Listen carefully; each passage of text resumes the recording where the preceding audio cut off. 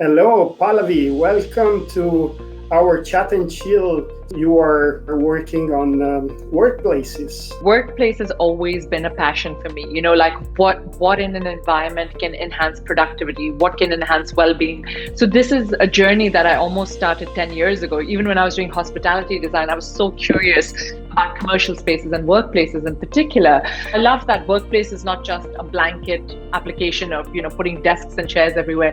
It's different when you're doing a training academy, or it's different when you're doing a government office. So it keeps me engaged and on my toes, even though I've been doing it for so long.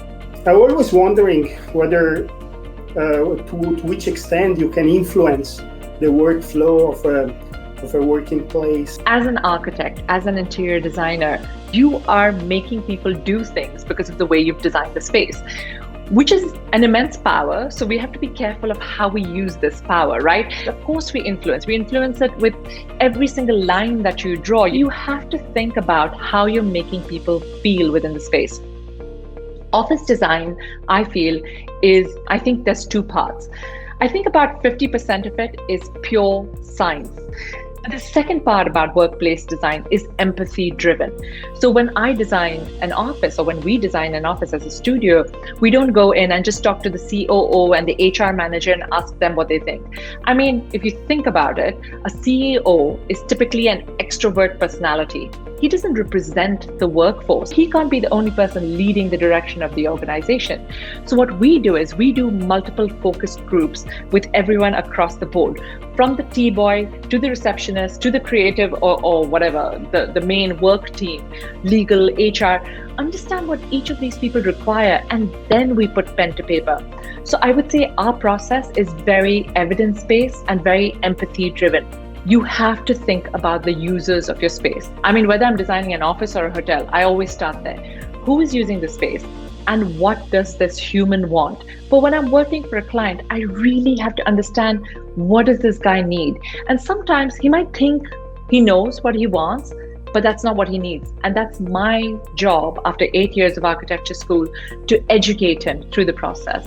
And do you see a development of this field in the last decade? A pandemic is a good chance to have a reset. We are all questioning now, do we really need that much real estate? I don't think the office is ever going to die. The only reason work from home or working remotely really works is because as a team, you've built up the social capital. Another big change has been we have dedicated Zoom rooms. This is not going to end. So I need my workplace to now adapt to that. And there's an increased focus on wellness within the workplace. Now, what does that mean? Simple gimmicks like having biophilia, yes, tick the box, we've done that. But also, spaces where you can go away, meditate, or spaces that really calm you or relax you. Even a vibrant coffee area or a pantry area within an office can do that. So I think those are the kind of shifts that I'm seeing. But I feel like the pandemic has only accelerated trends that we were already seeing. It shows also that you have a very strong research background in what you're doing. And I think that is important. And what is peculiar in your firm is that you are kind of sharing this research on your website. This is my passion. So we are very, very research driven, and that is intentional. Why do we share? Because I've realized there is no independent or real sort of evidence-based design or research coming out of this region. So if someone's designing an office in Saudi Arabia, they really don't care about cloakrooms. What they care about is a hook where you can take off your abaya while you're doing an ablution space. And nobody's thinking about these kind of spaces which are specific to this region. Are there zones that need to be female oriented only to make women feel comfortable? No one's thinking about that.